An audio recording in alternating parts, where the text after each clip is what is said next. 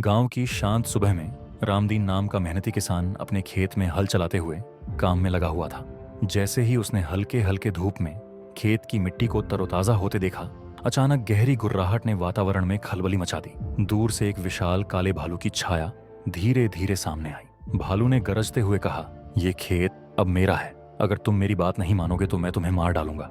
रामदीन ने बिना घबराए शांत मन से जवाब दिया, "भालू मित्र, क्यों इतनी क्रोध में हो? अगर तुम मुझे एक मौका दोगे तो मैं तुम्हें ऐसा भोजन दूंगा कि तुम्हारी भूख मिट जाए।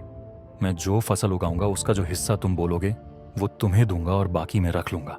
भालू ने अपनी शर्त रखी, "इस खेत में जो भी फसल उपजे उसकी ऊपरी सतह मेरी होगी और निचली सतह तुम्हारी।" रामदीन ने मुस्कुराते हुए अपने खेत में आलू बो दिए। महीनों बाद जब फसल तैयार हुई, भालू बड़े उत्साह से आया, लेकिन उसे केवल हरी पत्तियां मिली जिनसे उसका मन भर न सका। भालू की पहली योजना असफल होने के बाद उसकी आंखों में अब और भी लालच और क्रोध झलकने लगा। उसने ठान लिया कि अगली बार शर्त में बदलाव करके रामदीन से बदला लेगा। उसने कहा, "अब से जमीन की निचली उपज मेरी होगी और ऊपर की उपज तुम्हारी।"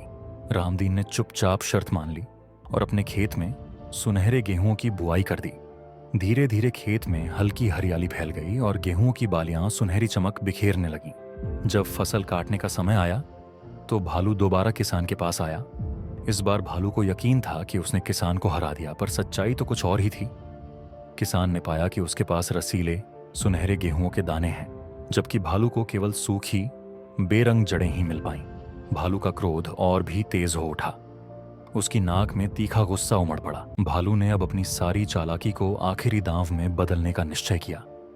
उसने गंभीर स्वर में कहा, "अब इस खेत की ऊपरी और निचली दोनों उपज मेरी होगी और केवल मध्य की उपज तुम्हारी।"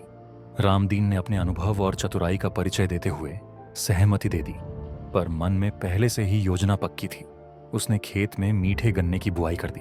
महीनों बाद जब गन्ने की फसल तैयार हुई तो गांव में खुशियों की लहर दौड़ गई। जब भालू ने फसल का निरीक्षण किया तो उसकी उम्मीदें टूट गईं। उसे केवल सूखे पत्ते और कड़वी जड़ें मिलीं, जबकि रामदीन ने रसदार मीठे गन्ने काटकर अपने परिवार के लिए भरपूर उपज संजोली। भालू का सिर चकरा गया और अंततः उसने माना कि उसकी लालच भरी चालें असफल रहीं। रामदीन ने विनम्रता से कहा, "जीवन में चतुराई, धैर्य और संतुलन ही असली जीत के सूत्र हैं।" गांव के लोग, बच्चे और बुजुर्ग सभी ने रामदीन की बुद्धिमत्ता की सराहना की और यह कहानी पीढ़ियों तक प्रेरणा के रूप में सुनाई जाने लगी। आपको यह कहानी कैसी लगी हमें कमेंट करके जरूर बताइए और सब्सक्राइब कीजिए किस्सा कटोरा यूट्यूब चैनल को।